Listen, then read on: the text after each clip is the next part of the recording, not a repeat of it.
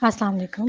तेरी सितमगरी रवि अली के कलम से माहौल किस नंबर 18। मेरे पास बारिश हो रही है तो इसकी वजह से शायद इसके बैकग्राउंड में आपको फ्री में बारिश का म्यूज़िक मिले, तो इसलिए ये ज़रा ध्यान रखिएगा। चलिए नावल स्टार्ट करते हैं। वो घर आया तो वो कहीं नहीं थी। उसने तो समझा था कि वह तैयार हो गई, लेकिन उसकी उम्मीदों के बरक्स ऐसा कुछ भी नहीं था। उसे तशवीश हुई थी। वो कहीं नज़र नहीं आई थी। उसने 2-3 बार पुकारा था, अशनार। अब की बार बार बुलंद आवाज़ में पुकारा ताकि वो जहाँ कहीं भी निकल आए, लेकिन वो कहीं नहीं थी। वो इसके कमरे की तरफ आया था। उसने एक बार दस्तक दी, फिर दी। कोई जवाब न पाकर वो दरवाज़ा खोलता अंदर दाखिल हुआ। क्या हुआ है? उसे कमरे के फर्श पर बैठे बच्चों की तरह रोता देखकर वो परेशान हो गया था, जो बाजू घुटनों पर रखे सिसक रही थी। उसे तशवीश हुई थी। वो इसके पास जा बैठा। घर में से तो किसी का फ़ोन नहीं आया, या फिर तबीयत ख़राब है? कोई आया तो नहीं था? वो खदशे के तहत एक ही सांस में कितने सवाल पूछ गया था, जबकि दूसरी तरफ वह ऐसे ही रोए जा रही थी। वो इसके एकदम से बैठने से डरकर पीछे हुई थी। तबीयत ख़राब है मेरी, वो ये कहते दिल में सिसकी थी। तबीयत बिल्कुल भी ख़राब नहीं। मुझे पता है मोहतरमा झूठ बोल रही हैं।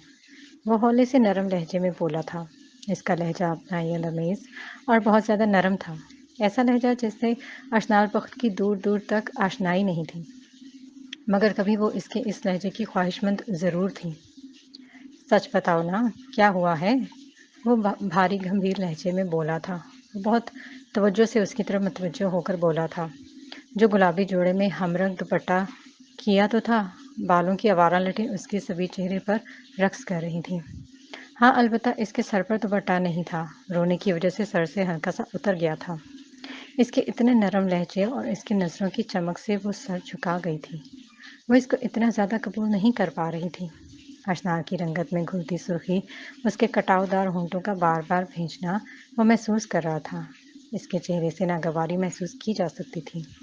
वो इसकी हिरनी जैसी खौफजदा आंखों को देखकर मध्यम सा मुस्कुराया। अशनार का दिल डूबने लगा था। ये सोचकर उसकी कुशादा चेहरे की दिलकश मुस्कुराहट अशनार के लिए इतनी जानलेवा थी। वो नज़र क्या, रुख ही फेर गई थी। वो मुकम्मल घबरा गई थी। वो इस शख्स को देखकर अपना रोना भूल गई थी। लगता है अभी तक खफा हो मुझसे। सॉरी इशू यार, मैं परेशानी और गुस्से में आकर कभी कभी बिल्कुल हर्ट कर देता हूँ। वो रात वाले वाक़ये का कह रहा था। अशनार बख्त को उससे ऐसी उम्मीद नहीं रख सकी थी।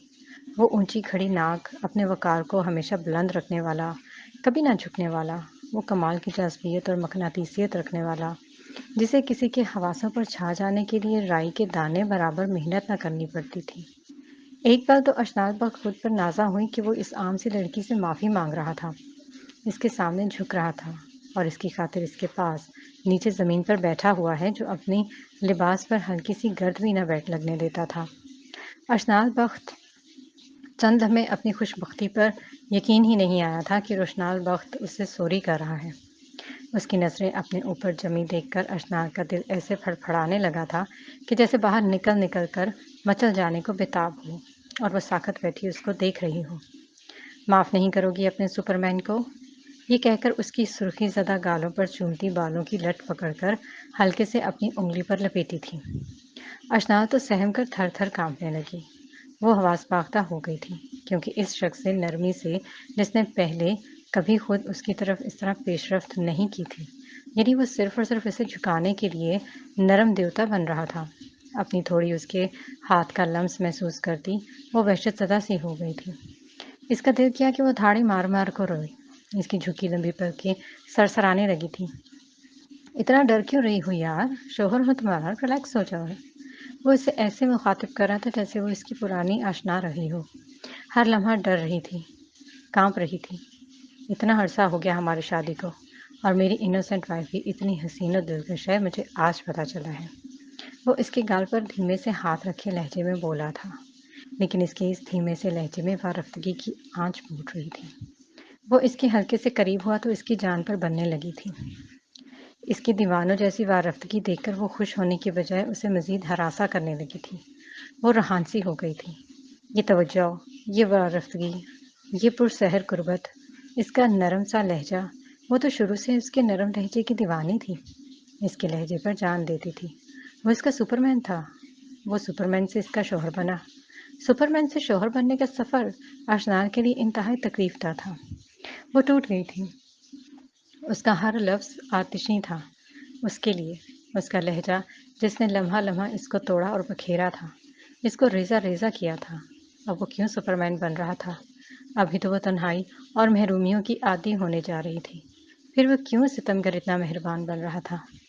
پھر وہ کیوں ابر رحمت بن رہا تھا؟ وہ کیوں ایسا بن کر اس کے پرانے زخموں سے ٹانکے ادھیڑ رہا تھا؟ وہ اس کو سوالی بنے دیکھ کر رونے لگ پڑی تھی۔ وہ ایسا کب چاہتی تھی کہ روشنال اپنی محبت کا خالی کشکول لے کر اس کے سامنے ایسے گداگروں کی طرح بیٹھا ہو۔ وہ خود ہی سمجھ نہیں پا رہی تھی۔ اچھا بتاؤ تو کیا ہوا ہے؟ سچ سچ بتاؤ، رو کیوں رہی ہو؟ وہ پھر سے اس کی تھوڑی کو اونچا کرتے ہوئے سحر نشین لہجے میں بولا تھا۔ اگر سچ بتایا تو آپ ماریں گے، وہ کانپتے لہجے میں بھرائی ہوئی آواز میں بولی تھی۔ اور میں پاگل نظر آتا ہوں کہ اپنی معصوم سی جان کو ماروں گا؟ وہ وہی لہجہ لیے جذبوں سے بھرپور آواز میں نرم لہجے میں کہنے لگا تھا۔ وہ پھر بے چین ہوئی تھی۔ اس کی یہ وارفتگی اسے وحشت میں ڈال رہی تھی، لیکن اس نے جواب دینا چاہا کہ وہ اس سے دور ہی رہے۔ وہ نہ کیا وہ نہ کیا آگے بول بھی دو ایشو؟ وہ اس کی ہکلا کر بولنے سے ملتجی ہوا تھا۔ وہ میرے بیگ میں باٹل پڑی ہوئی تھی، باٹل کا ڈھکن کھل گیا اور ساری رول نمبر سلپ گیلی ہو گئی ہے۔ وہ بمشکل کہہ کر رونے لگ پڑی تھی، جبکہ اس کی بات سنتے روشنال بخت نے پہلے تو پرسکون سانس دی تھی، پھر بول پڑا تھا۔ ایشو یار، تم سچ میں پاگل ہو۔ اتنی چھوٹی سی بات کے لیے میرے دل میں اتنے بڑے بڑے وسوسے ڈال دیے۔ یا ایسے تو بیویاں اپنے شوہروں کو ان کے ابا بننے کی خوشی میں اتنا سسپینس نہیں ڈالتی جتنا تم نے سسپینس کریٹ کیا تھا۔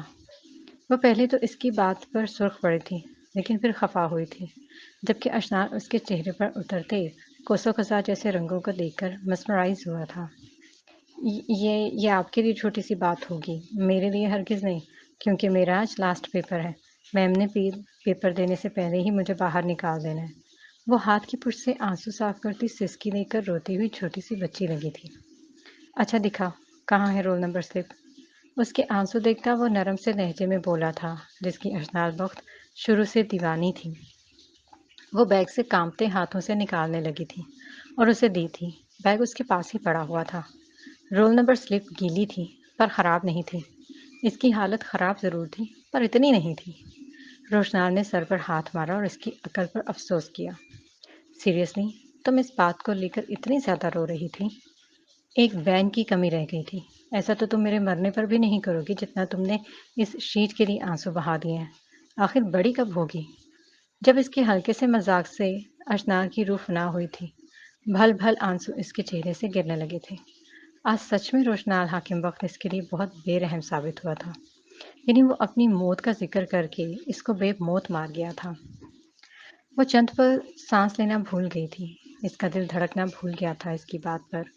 چلو جی، اب پھر سے رونا شروع کر دیا۔ کچھ نہیں ہوگا ایشو میرا بچہ، میں اسے ابھی صحیح کر دیتا ہوں، بس استری بتاؤ۔ وہ اس کے درد سے ناواقف تھا۔ اسے پتہ نہیں تھا کہ وہ اپنی موت کی بات کر کے اسے اذیت و وحشت میں دھکیل گیا تھا۔ اس کی یہ چھوٹی بات تھی، لیکن اشنال بخت کے لیے یہ بڑی نہیں، بہت بڑی تھی۔ نہیں ہوں میں آپ کا بچہ، بس آپ کی نفرتوں میں دبی کاغذی رشتے تک آپ کی بیوی ہوں۔ اگر آئندہ آپ نے مجھے بچہ کہہ کر بلایا تو میں آپ کو اپنی شکل نہیں دکھاؤں گی۔ کوئی شک نہیں، بیوی ہو تو میری نا، اس لیے تو میرا بچہ ہی ہوا نا، بالکل چھوٹا سا معصوم سا۔ اور یقین مانو، تمہارے ساتھ رہ کر ایسا لگتا ہے جیسے میں بچے کو ٹریٹ کرتا ہوں۔ اس وقت تو نہیں لگا تھا جب میری ذات کو گالی بنایا تھا، اب آپ یہ کہنے کا حق کھو چکے ہیں۔ وہ پھر سے تلخ ہوئی تھی اور رونے لگی تھی۔ اچھا سوری، وہ کان پر ہاتھ رکھے معافی مانگ رہا تھا۔ جب میں نے آپ سے بات نہیں کرنی، وہ نروٹھے پن میں کہتی اس کے بازوؤں پر مکہ مار گئی تھی۔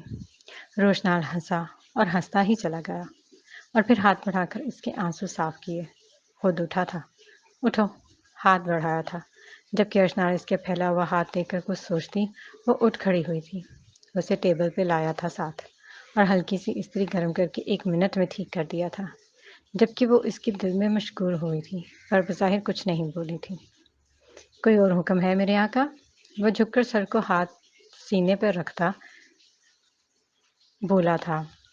وہ مجھے چیپٹر سمجھ نہیں آ رہا۔ کوئی بات نہیں، ایک کوسچن کرواؤں گا، تمہیں سمجھ آ جائیں گے۔ پھر اس نے کوسچن کروایا تو اس نے سکون کی سانس خارج کی۔ واقعی وہ چیپٹر اسے سمجھ آ گیا تھا۔ جاؤ ریڈی ہو جاؤ، پھر نکلتے ہیں۔ ابھی ہے تو کافی، پر پھر بھی جلدی چلو، میں بھی فریش ہو لوں۔ وہ یہ کہتا اس کا گال تھپ تھپاتا چلا گیا۔ اشنال نے اس کو جاتے دیکھ کر ہر چیز سمیٹی تھی، لیکن کچھ فارمولا تیار کر کے وہ اٹھی تھی اور اس نے خود شاور لیا تھا۔ وہ ڈریسنگ ٹیبل کے پاس کھڑی ہو کر گیلے بالوں کو ڈرائی کر رہی تھی۔ اس کی سلکی کندھوں پر بال بکھر رہے تھے۔ عام حالات میں وہ ڈرائی نہیں کرتی تھی، لیکن ایمرجنسی تھی۔ اسے چلانے بھی نہیں آتا تھا، لیکن وہ کوشش کر رہی تھی۔ ابھی اس کو الٹا سیدھا کر کے دیکھ رہی تھی جب وہ خوشبوئیں بکھیرتا اس کے پیچھے آ کھڑا ہوا۔ اس کو دیکھ کر اس کے ہاتھ کانپنے لگے تھے۔ وہ دوپٹہ اٹھانے کے چکروں میں تھی۔ اس نے دوپٹہ تو ڈریسنگ ٹیبل سے اٹھا کر اپنے گرد پھیلا لیا تھا۔ ابھی وہ سر پر ہی کر رہی تھی کہ روشنال بیچ میں ہی اس کا ہاتھ پکڑ گیا تھا۔ روشنال نے اسے خاص نظروں سے دیکھا تھا، کیونکہ وہ بہت ہی کم بغیر دوپٹے کے اسے دیکھتا تھا۔ اس کی نظریں خود پر جمی دیکھ کر وہ خواہ کنفیوز ہو رہی تھی۔ وہ نظریں ایسی ہوتی تھیں کہ وہ مختلف رنگوں میں نہا جایا کرتی تھی۔ وہ نظریں دل دھڑکانے کا سبب بنتی تھیں۔ وہ کہاں کہاں کس مقام پر خود کو مضبوط رکھتی تھی۔ وہ شخص اس کی مضبوطی کو توڑ دیتا تھا، لیکن اس کی نظریں کبھی کبھی مہربان تھیں۔ شادی کے بعد بھولے بچے سے بھی اسے یاد نہیں پڑتا تھا کہ اس نے کبھی مہربان نظروں سے دیکھا بھی ہو۔ وہ اس کو اپنے پیچھے دیکھ کر حواس باختہ ہو گئی تھی۔ اس کے ہاتھوں پہ لرزش پاتا دیکھ کر اس کے ہاتھ سے ڈرائر لے لیا تھا اور خود ڈرائی کرنے لگا تھا۔ میں خود کر لیتی ہوں، وہ ہولے سے بولی تھی۔ پکڑنا آتا نہیں؟ میری اس نازک سی بیوی کہہ رہی ہے کہ میں خود کر لیتی ہوں۔ اس کے میٹھے سے طنز پر اس نے نگاہیں جھکا لی تھی، کیونکہ وہ اس کے مقابل کھڑا ہو کر اس کے بال ڈرائی کر رہا تھا۔ وہ اس کے سامنے کھڑا تو کوئی مضبوط پہاڑ لگ رہا تھا۔ وہ ہولے ہولے کانپ رہی تھی۔ اس کو کامتا دیکھ کر اسے ہلکے سے لے کر چلتا بیڈ پر بیٹھا اور پھر اپنا کام مہارت سے کرنے لگا تھا۔ یہ والا شیمپو اب مت یوز کرنا، بال خراب ہو جائیں گے۔ وہ اس کے نیچے تھوڑے تھوڑے روکھے بالوں کو دیکھ کر بولا تھا، جبکہ ایشو کو وہ پل پل حیران کر رہا تھا۔ وہ حیران تھی کہ وہ اس پہ کتنی نظر رکھتا ہے۔ کوئی ہیئر بینڈ کیچر وغیرہ؟ اس نے ڈرائی کر کے کیچر کا پوچھا تھا۔ کوئی جواب نہ پا کر ڈریسنگ سے خود کیچر اٹھا کر لایا تھا۔ اب ٹھیک ہے؟ ایشو ہری اب، جلدی اٹھو، پھر نکلنا ہے۔ جبکہ وہ ڈریسنگ ٹیبل تک آئی اور اپنے بال سیٹ کرنے چاہے، مگر وہ مسلسل کنفیوز ہو رہی تھی اور ایسا کر نہیں پا رہی تھی۔ اس نے جلدی سے گاؤن پہنا۔ وہ مطمئن ہو گئی۔ ابھی وہ سیٹ کر ہی رہی تھی جب وہ پھر سے اس کے پیچھے کھڑا ہوا تھا اور وہ سیاہ گاؤن میں تھی۔ وہ دونوں ساتھ کھڑے چاند سورج کی جوڑی لگ رہے تھے۔ اس بات کی گواہی آئینے نے دی تھی۔ اشنال نے ایک دفعہ نظر اٹھائی تھی۔ وائٹ سوٹ میں نکسک سے تیار، وہ وجاہت و مردانگی کا شکار، گھڑی ہاتھ پر باندھے، اور سب خوبیوں سے بڑھ کر اس کی آشنائی نے اس کی آنکھوں میں اچھوتا سا احساس اس کو منفرد بنا رہا تھا۔ وہ احساس بھی ایسا جو بھسم کرنے کی پوری صلاحیت رکھتا تھا۔ اشنال کی آنکھوں میں بھی محبت کے دھند چھانے لگی تھی۔ وہ اس شخص سے کبھی نہیں دستبردار ہو سکتی تھی، نہ اس کی محبت سے، نہ اس کی نفرت سے۔ وہ آگے بڑھ کر اس کا حجاب خود سیٹ کرنے لگا تھا جب اس کے گال سے اس کی انگلیاں ٹچ ہوئی تھیں۔ اس کا لمس اسے کپ کپانے پر مجبور کر گیا تھا۔ پن دو مجھے۔ اس کو دیکھا تھا جو چھوئی موئی سی کھڑی تھی۔ اس کی بات سنتی وہ اپنا پن والا ہاتھ آگے کر گئی جس میں 3-4 پنس تھے۔ روشنال نے سارے پنس لے کر 2-3 اپنے منہ میں دبا لی تھی اور اس کا حجاب سیٹ کرنے لگا تھا۔ حجاب سیٹ کر کے اسے ٹھیک لگا۔ آج پرفیکٹ لگ رہی ہو وائفی۔ انگوٹھے اور انگلی کو گول شیپ کرتے ہوئے اس نے سراہا تھا۔ اس کو اپنا خیال رکھتا اس کی آنکھوں میں دیکھ کر دھند چھانے لگی تھی۔ اس شخص سے محبت کم نہیں پڑی تھی اس کی۔ آپ جائیں، میں آ رہی ہوں، اس نے مکمل بھرائی آواز میں کہا۔ اوکے، وہ یہ کہہ کر متبسم سا مسکرایا تھا۔ اس کی آنکھوں کی بدلتی نگاہوں میں تھی۔ آج اس نے مکمل توجہ سے دیکھا تھا۔ اس کی نفرت و بیگانگی سے بھی اسے نفرت نہیں کر سکی تھی، پھر اس کی توجہ اور پیار سے کیسے نہ پگھلتی۔ وہ چلا گیا تھا، جبکہ وہ پیچھے اس کے سحر میں کھڑی نقاب میں مسکرا رہی تھی۔ وہ سچ کہتا تھا، وہ شخص واقعی ہرگز برا نہیں تھا۔ اس پہ گزرے حالات برے تھے جو اسے تلخ بنا گئے تھے، ورنہ ایشو کا سپرمین کیسے برا ہو سکتا تھا؟ سر، وہ 2 ٹکے کا وکیل نشانے پر ہے ہمارے۔ اس کی گاڑی کے پیچھے لگائی ہوئی ہے گاڑی۔ وہ سیاہ لمبے بالوں والا ہنس کر آپ جیسے چہرے پر ماسک لگانے لگا تھا۔ ساتھ میں ہینڈ فری سسٹم کان میں اور دوسری لائن پر رابطہ کر رہا تھا۔ ٹھیک ہے، اس کا پیچھا کرو۔ دوسری طرف فون سے آواز آئی تھی۔ سر، ہم 3 گھنٹے کتوں کی طرح اس کا پیچھا کر رہے ہیں۔ ایک بات کان کھول کر سن لو میری، اگر وہ بچ گیا تو پھر تم لوگ نہیں بچ پاؤ گے۔ سر، وہ ایک لڑکی کے ساتھ ہے، کسی اسکول کے باہر کھڑا ہے۔ ہم بھی وہیں اس کے اسکول کی دوسری طرف گاڑی میں بیٹھ کر اس کا انتظار کر رہے ہیں۔ ٹھیک ہے، اگر ایسے کام نہیں بنتا تو پھر اس لڑکی کو اٹھا لو، کیونکہ دوسری طرف سے شاطرانہ کہکہے کی آواز آئی تھی۔ ٹھیک ہے، ہم کوشش کرتے ہیں، وہ شخص ہلکے سے بولا تھا۔ مجھے کوشش نہیں، رزلٹ چاہیے، ورنہ آج تم لوگ اپنی ٹانگوں پر چل کے نہیں جاؤ گے۔ اسے کسی گنجان ویرانے علاقے میں لے جاؤ تاکہ کوئی CCTV فوٹیج میں نہ آئے اور کسی چینل کا شک مجھ پر نہ ہو۔ وہ اسے سمجھا رہا تھا۔ ابھی تو جو وقت ہے نا، بہت مناسب ہے، اس کے پیچھے پیچھے رہو۔ جیسے ہی وہ کسی غیر آباد جگہ پر آتا ہے، گھیر لو، اسے مار کر لڑکی کو اٹھا لینا۔ اس کو 2 گھنٹے اور 25 منٹ ہو گئے تھے ایسے کھڑے ہوئے۔ بہت ساری لڑکیاں نکل رہی تھیں لیکن وہ نہیں آئی تھی، جس کے انتظار میں اس کی آنکھیں درد کرنے لگی تھی۔ اس کی نگاہ اس پر ایسی پڑی کہ پھر پلٹی ہی نہیں تھی۔ کچھ ہی پل میں وہ لڑکیوں کے ہجوم میں کنفیوز سی آتی دکھائی دی تھی۔ اس نے ایک طرف دیکھا تھا، سب لڑکیاں نت نئے فیشن کیے ہوئے تھے، ٹائٹس پجامے پہنے، فراک پینٹ شرٹ، فل میک اپ کیے تھے۔ سب کے چہروں پر مسکراہٹ تھی، ان کے ہاتھوں میں فون تھے، اس کے ہاتھوں میں کتاب تھی، جبکہ اس کی آنکھیں جھکی ہوئی تھیں۔ باقی سب پر اعتماد نہیں لیکن بولڈ لگ رہی تھی، جبکہ وہ اب چھپی ایک انمول ہیرا رکھ رہی تھی جس نے خود کو چھپا کر رکھا تھا۔ آج اپنے باپ کی پسند پر اسے فخر ہوا تھا۔ روشنار پر نظر پڑتے ہی اس کی آنکھوں میں پہچان کے رنگ آئے تھے۔ وہ مسکرائی تھی۔ اس کی آتا دیکھ کر روشنار کے چہرے پر وہی جان لیوا مسکرائی تھی۔ وہ خوش نظر آ رہی تھی۔ کیسا ہوا پیپر؟ وہ تقریباً 3 گھنٹے سے باہر کھڑا تھا۔ بہت ہی اچھا، میری امید سے بڑھ کر۔ جو کوشچن آپ نے لاسٹ میں کروایا تھا وہ بھی پیپر میں انکلوڈڈ تھا اور مجھے امید ہے 90% مارکس آئیں گے۔ وہ بہت ایکسائٹیڈ ہو رہی تھی، اتنی ایکسائٹیڈ کہ وہ وہیں کھڑے ہو کر بتانے لگ پڑی۔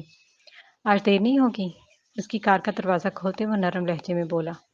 پہلے تو 2.5 گھنٹے کا ہوتا تھا، پھر آج 3 بجے کیوں؟ مغرب کی اذانیں ہو رہی تھی جب وہ آئی تھی۔ جی، آج پیپر لانگ تھا، ساتھ میں پیپر لیٹ سٹارٹ ہوا تھا۔ وہ اس کے سوال کا جواب نگاہیں جھکا کر دے رہی تھی۔ دوسری طرف سے ہو کر آتا وہ فرنٹ سیٹ پر بیٹھ گیا تھا۔ اس پہ نگاہیں جما کر اس نے گاڑی سٹارٹ کی۔ آج مجھے علم ہے میری وائف ہی تھک گئی ہوگی، اس لیے کھانا پیک کروا لیتے ہیں۔ اس پر نگاہیں جما کر تائید چاہی تھی۔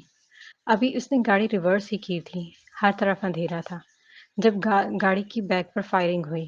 روشنال ابھی کچھ سمجھتا پھر سے فائرنگ ہوئی۔ اس نے شیشے میں دیکھا اور اپنے پیچھے چھپی 2 گاڑیاں دیکھی تھی۔ سپرمین! اشنال چیخ اٹھی تھی۔ اس کے لفظ سپرمین ہی اس کا ابھرا تھا۔ وہ گھبرا گئی تھی، اس کی نقاب زدہ آنکھوں کی پتلیاں پھیل چکی تھی۔ سپرمین! فضا میں ٹھا کی آواز پیدا ہوئی تھی، ساتھ ہی ارتعاش سا پیدا ہوا تھا۔ وہ گھبرائی۔ کچھ نہیں ہوا، بس میں یہاں پہ ہوں نا۔ خاموش! وہ جو خود پریشان تھا، ایک ہاتھ اسٹیئرنگ پر مضبوط کیے دوسرے ہاتھ سے اسے نیچے جھکائے تھا۔ وہ گاڑی کی سپیڈ فل کیے بھگا رہا تھا۔ پچھلی گاڑیاں مسلسل اس کے تعاقب میں تھیں۔ اس کو اپنی پرواہ نہیں تھی، اسے پرواہ صرف اور صرف اپنے ساتھ بیٹھی اس معصوم جان کی تھی، جس کو وہ اپنی ہاتھ کی گرفت میں بھی کانپتا ہوا محسوس کر رہا تھا۔ وہ کسی ماہر اناڑی کی طرح کھلاڑی کی طرح گاڑی چلا رہا تھا۔ گاڑی وہ کبھی سڑک کے ایک سائڈ پہ کر رہا تھا تو کبھی دوسری طرف، ان کو چکما دینے کے لیے، تاکہ اسے مضبوط جگہ میں کر کے پھر اس کا حساب چکتا کرے۔ سپرمین! وہ ہمیں مار دیں گے، وہ مجھے مار دیں گے۔ وہ اس کے ہاتھ کو اپنے ہاتھ میں بھیجتے پھر سے اٹھی تھی۔ یقین ہے نا آپ نے سپرمین پر؟ وہ اپنی ڈارک براؤن آنکھیں ایک ہی سائڈ اس پر ٹکائے اور پھر اس کی فکر مند آنکھیں دیکھ کر بولا تھا۔ آپ پر یقین ہے لیکن ان پہ نہیں ہے، وہ مار دیں گے مجھے۔ وہ سہم کر بولی۔ اس کی طرف آنکھیں اٹھائی تو چند پر ہٹا ہی نہیں سکا۔ اس بازیگر شخص کی آنکھوں میں ایک ہار سی تھی۔ وہ ہار اشنال کو اس کی اپنی نہیں لگی تھی، وہ ہار اسے اپنی فکر میں گھلتے اس شخص کی لگی تھی۔ آج اس کا دل کیا اس کی مضبوط حصار خود کو چھپا کر خود کو فنا کر لے۔ جو دل چاہتا ہے وہ ہمیشہ پورا تو نہیں ہو سکتا نا۔ وہ جو اس کا طلبگار رہتا تھا، اس کی روح کا مکین تھا، اس وقت وہ شخص خوبصورت نہیں، اسے بہت اچھا لگا تھا، اور اچھا ہونا خوبصورت ہونے سے بھی زیادہ پیارا ہے۔ وہ لب بھینچتے غصہ ضبط کیے مسلسل گاڑی جنگل کی طرف لے کر جانے لگا۔ اس کی طرف وہ دیکھ نہیں پا رہا تھا، اگر ایک بار دیکھا تو کمزور پڑ جائے گا، اور وہ کمزور ہی تو نہیں پڑنا چاہتا تھا۔ یہ کہاں لے کر جا رہے ہیں؟ اتنی رات ہے۔ وہ گاڑی کو ویران میں لے کر جاتے ہوئے دیکھتا جہاں پر کوئی روشنی نہیں تھی۔ روشنال نے گاڑی کی لائٹ آف کی تاکہ وہ اسے گھماتا ہوا پہچان نہ سکے۔ وہ اسے سیو کر کے پھر جانا چاہتا تھا، مگر روشنال کی حالت بتا رہی تھی کہ وہ لڑکی ابھی کسی ریئیکشن کی پوزیشن میں نہیں تھی۔ وہ اس کو پڑھ کر بھی لا علم رکھے ہوئے تھا فی الحال، کیونکہ اس وقت لا علمی اچھی تھی۔ اس کا نقاب زدہ چہرہ پورا آنسوؤں سے بھیگ گیا تھا۔ خوف کے عالم میں اس نے ڈیش بورڈ پر نظریں جما لی تھیں۔ ہر طرف اندھیرا ہی اندھیرا تھا۔ وہ گھبرا گئی تھی۔ اس نے ایک نظر اسے جو گاڑی ریورس کر کے جنگل کے بیچ کر رہا تھا۔ روشنال نے اپنی ٹینشن سے نکل کر اس کی طرف دیکھا تو وہ اور زیادہ اضطراب میں مبتلا ہوا، کیونکہ گاڑی ان کا پیچھا کرتی آئی تھی، لیکن وہ کافی دور تھے۔ ایک سنسناتی ہوئی گولی فضا میں گئی۔ اشنال چیخ کر رہ گئی تھی۔ اشنال پلیز کیپ کوائٹ، وہ ساتھ ہی بولا تھا۔ اس کی چیخ سنتا وہ گھبرا کر رہ گیا اور اس کی طرف جھک کر اس کے منہ پر ہاتھ رکھ لیا۔ وہ ایک قسم اس کے اوپر آیا تھا۔ روشنال کی آنکھوں کے گرد تو ایک پل کے لیے اندھیرا چھا گیا۔ اس شخص کا بھاری ڈول اس کے حواس جھنجھنا کر رہ گئے تھے۔ اس کا نرم وجود اس شخص کے آہنی سینے کے نیچے دب کر رہ گیا تھا۔ وہ اتنی پرحدت غربت کی قائل نہیں تھی۔ وہ تڑپ کر فاصلہ مٹانے لگی مگر ناکام رہی۔ روشنال کے پاس سے آتی کلون کی مخصوص مہک اشنال کے منتشر حواس کو مزید پاگل کر کے رکھ دیا تھا۔ وہ شخص اس کے انتہائی قریب تھا۔ اس کی گرم سانسیں اسے اپنے چہرے پر تپتی ہوئی بھٹی لگ رہی تھی۔ اس صورتحال روشنال بخت خود نہیں تیار تھا۔ روشنال کو خود پر قابو کرنا انتہائی مشکل لگا تھا۔ ان کے درمیان یہ انتہائی کمزور و سنگین، نازک اور دشوار لمحہ تھا۔ اشنال اس کی قربت میں ماہی بے آب مچھلی کی طرح تڑپ رہی تھی۔ ہٹیں پیچھے۔ روشنال کا ہاتھ تھوڑی سی نرم پڑا تو وہ اسے ہٹا گئی تھی۔ خاموش، وہ لوگ تعاقب میں ہیں ہمارے، اور تمہاری جان کو خطرہ۔ اب تمہاری آواز آئی تو میں اپنے طریقے سے بند کروا دوں گا۔ وہ یہ کہتا اس کے پاس سے اٹھا تھا۔ تم گاڑی سے اتر جاؤ، ہری اپ، اس نے تیز لہجے میں بغیر احساس لیے کہا۔ کیا مطلب؟ وہ ہکلا کر رہ گئی۔ وہ ابھی تو اس شخص کی سنگت کے خواب دیکھ رہی تھی اور ابھی اس نے اسے آسمان سے زمین میں دے مارا تھا۔ گاڑی سے اتر جاؤ، تمہاری جان کو خطرہ ہے ایشو۔ وہ نظریں چراتا ٹھہرے ٹھہرے لہجے میں بول کے گاڑی کو بند کر گیا۔ میں اکیلی اتروں؟ آپ کدھر جائیں گے؟ وہ بے یقینیوں کی زد میں گرتی ہوئی بولی تھی۔ ہری اپ، میں جو کہہ رہا ہوں وہ کرو، تمہارے ان سوالوں کا جواب میں بعد میں دوں گا۔ وہ اس کی طرف جھکتا کار کا دروازہ کھولنے لگا تھا۔ میں اتنی رات کو اس تنہا جنگل میں لائٹ کے بغیر کیسے رہوں گی؟ پہلے بتانا تھا نا، میں جنریٹر لے کر آتا تمہارے لیے۔ وہ اب کی بار طنزیہ مخاطب ہوا تھا۔ میرا وہ مطلب نہیں تھا، لیکن میں کہیں نہیں جا رہی آپ کو چھوڑ کر، وہ ضدی ہوئی تھی۔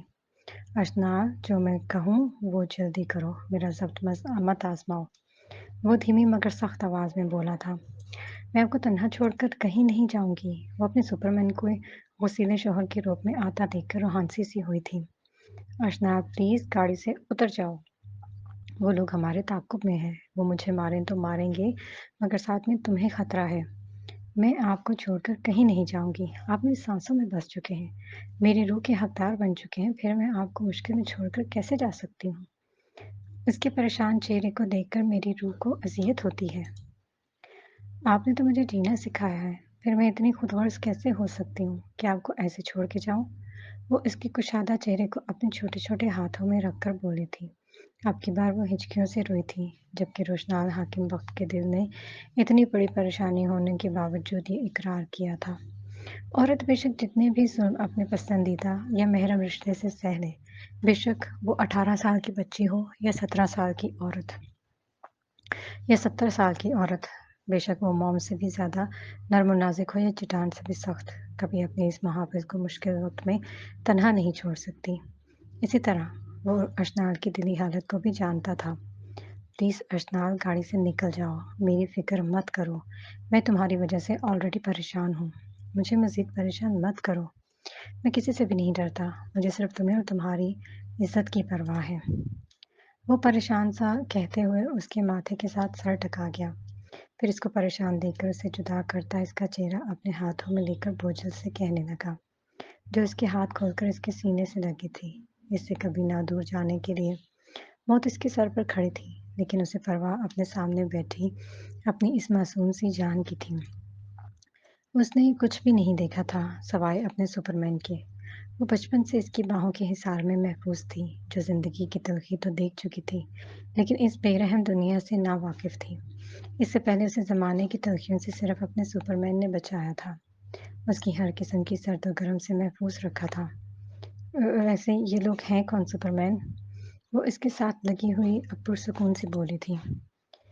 ان کی لڑکی کو صبح چھیڑ کے آیا تھا، اب پیچھے تو آئیں گے نا سالے میرے۔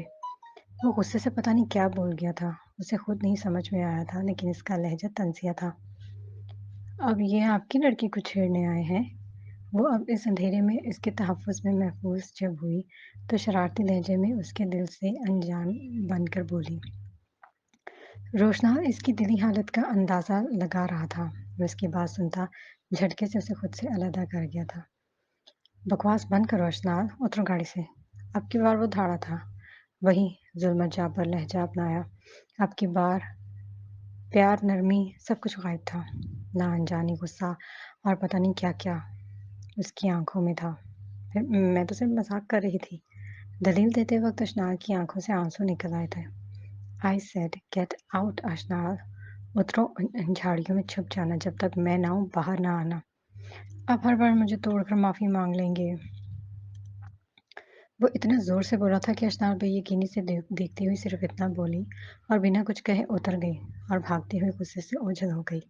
اس کے اندھیرے میں تحلیل ہوتے ہلدے کو دیکھ کر لال ہوتی آنکھوں اور نہایت ہی غصے سے اپنا ہاتھ گاڑی پہ مار گیا۔ ہاتھ گاڑی کے شیشے سے مارتے اس کا ہاتھ زخمی ہو گیا تھا، اس کی کلائی پر بھی زخم ہو گیا تھا۔ جب تک ایک ایک بات کا بدلہ تمہاری اب ماتحتوں سے نہ لیا نا عرفان دورانی، تو چین سکون آرام حرام ہے مجھ پر۔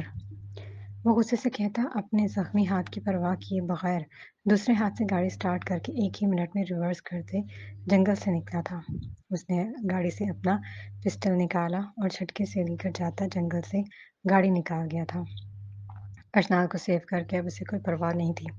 وہ جانتا تھا کہ رات کے اندھیرے میں کوئی نہیں ہوگا، اس لیے اس کے دل میں اب سکون تھا، لیکن یہ سکون کب تک تھا پتہ نہیں تھا۔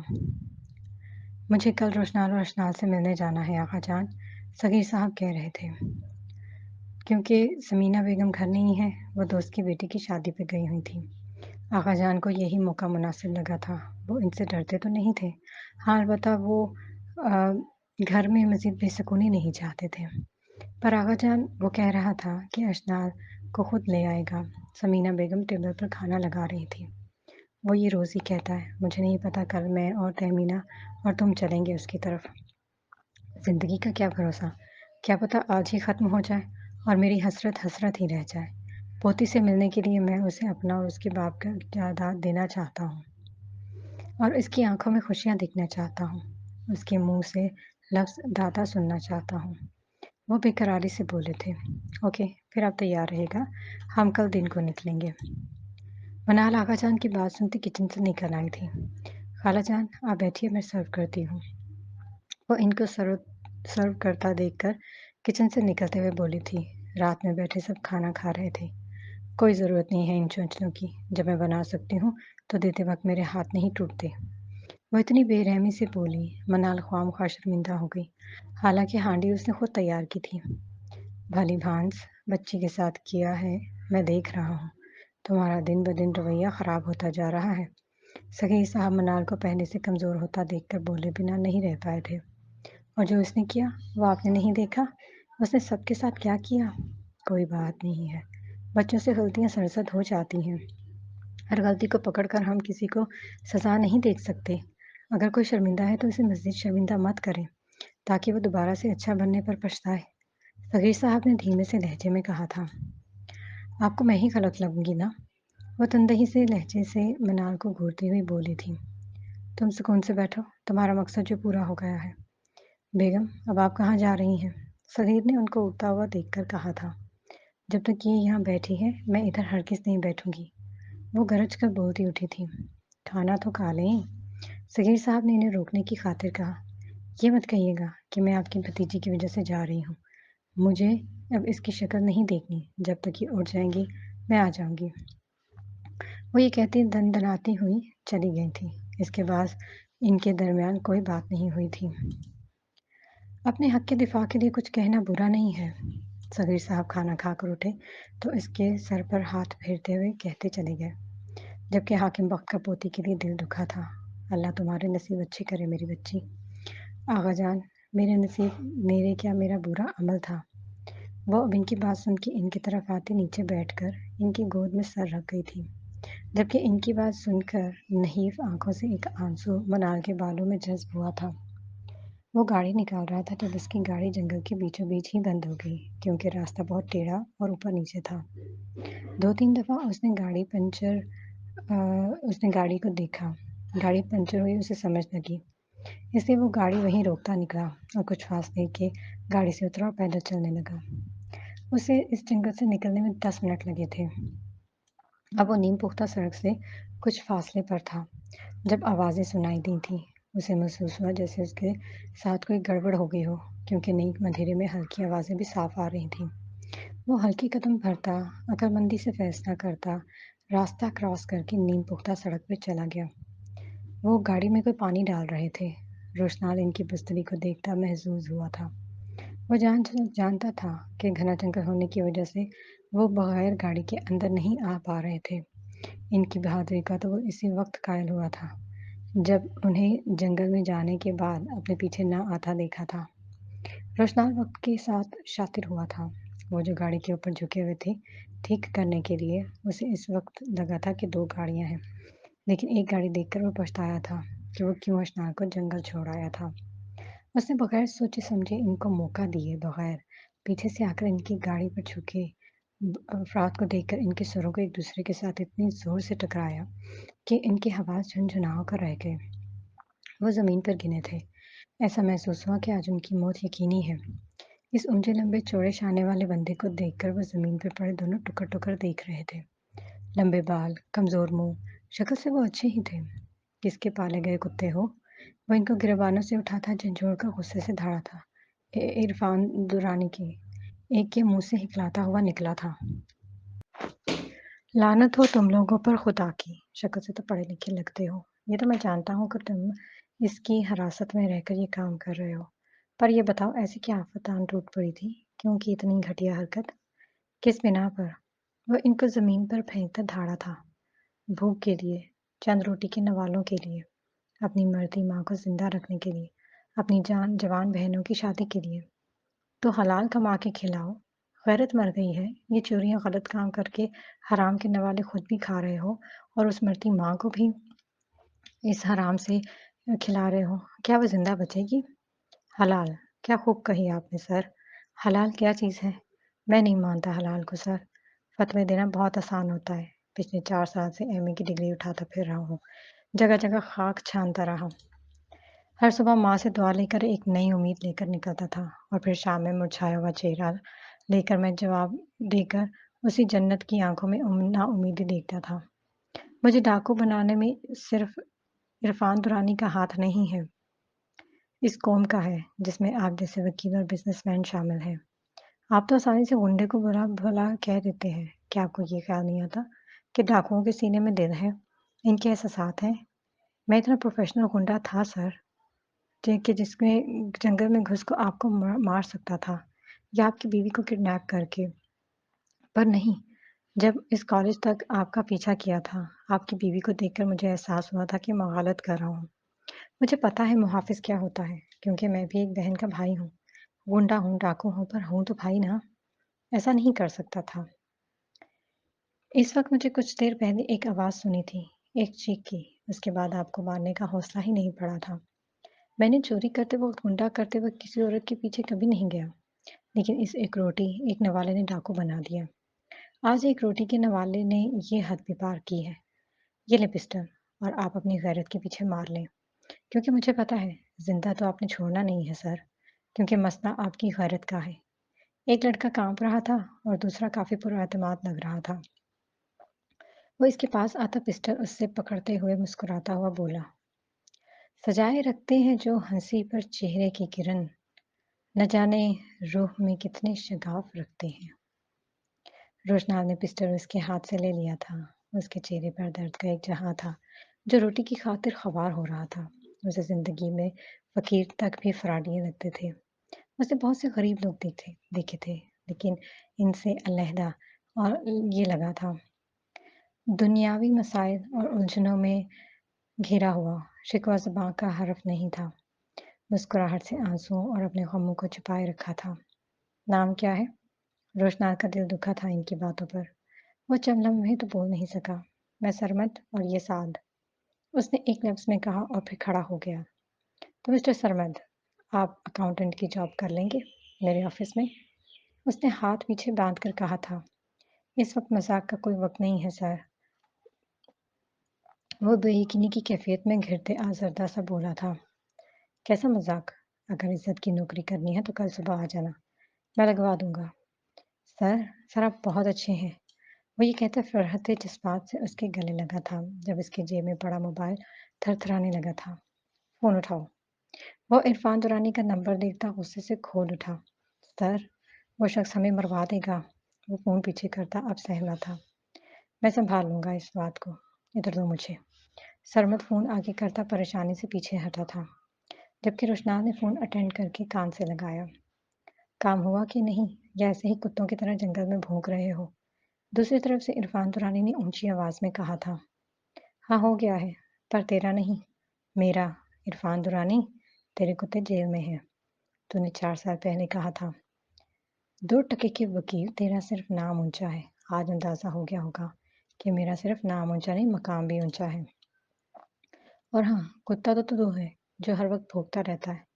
اب پٹا ڈال لے عرفان دورانی، تمہارا ایک ایک پل اس میں ایک ایک پل ہے کا خبر ہے میرے پاس، ریکارڈ میں ہے، اور وہ آخری کیس میں پتہ چلے گا کہ جیت کس کی ہوتی ہے۔ وہ اسے اسی کے لہجے میں بولا تھا، کیونکہ بقول اس کی عزت ان کو دینی چاہیے، عزت ان کو دینی چاہیے جو عزت کے قابل ہوتے ہیں۔ وہ فون بند کرتا اسے تھما گیا تھا۔ بھائی، آپ کی عنایت ایک طرف اور آپ کی ٹکر ایک طرف، قسم سے مجھے تو صحیح ظالم لگتے ہیں۔ مجھے لگتا ہے لوہا کھاتے ہیں۔ لوہا نہیں کھاتا، میں ہوں ہی لوہا۔ اس کو دیکھ کر اس میں مستیاں کرتا ہنسنا نظر آیا تھا۔ اس نے بہت سے گنڈے دیکھے تھے، لیکن یہ گنڈا بہت معصوم تھا۔ سر، آپ کا ہاتھ زخمی ہے، کوئی چیز لگا لیں۔ اس نے روشنال کے ہاتھ کو دیکھ کر فکر مندی سے کہا تھا۔ وہ اس معاملے کو سیٹ کرتا اتنا بزی ہو گیا تھا کہ اسے روشنال کی یاد ہی نہیں رہی تھی۔ سر، ہم آپ کا انتظار کریں؟ سرمد نے اسے دھیمے لہجے میں مخاطب کیا۔ نہیں، تم لوگ چلے جاؤ، میں خود آ جاؤں گا۔ آپ کی بار روشنال نے روکھے سے لہجے میں کہا اور چل دیا تھا، جبکہ وہ دنوں اس پل پل بدلتے بندے کو دیکھ کر حیران ہوتے گاڑی کو ٹھیک کرنے لگ پڑے تھے۔ اشنال، وہ اس جگہ تک بھاگتا بھاگتا پہنچا تھا۔ اس نے 2-3 دفعہ پکارا تھا۔ اس کی آواز نہ پا کر وہ تشویش میں مبتلا ہوا تھا۔ اشنال، اس کے دل میں خوف بیٹھ گیا تھا۔ وہ دعائیں مانگنے لگ پڑا کہ اس کے ساتھ کچھ غلط نہ ہو۔ وہ اتنا بے احتیاط کیسے ہو سکتا ہے؟ وہ جھاڑیوں کے اندر داخل ہوا تھا۔ وہ کہیں بھی نہیں تھی۔ پریشان ہوتا بھاگا تھا۔ اس نے آج طے کر لیا تھا کہ اگر اشنال نہ ملی تو وہ خود کو زندگی میں کبھی معاف نہیں کریں گے۔ وہ مجبور تھا، لیکن بغیرت تو نہیں تھا۔ جھاڑی سے گزرتے اس کے سفید کپڑے بھی خراب ہو گئے تھے۔ جھاڑیاں لگنے سے اس کے ہاتھوں سے مسلسل خون آ رہا تھا، پر اسے پرواہ نہیں تھی۔ اسے پرواہ اس کی تھی جسے گھنٹہ پہلے چھپا گیا تھا۔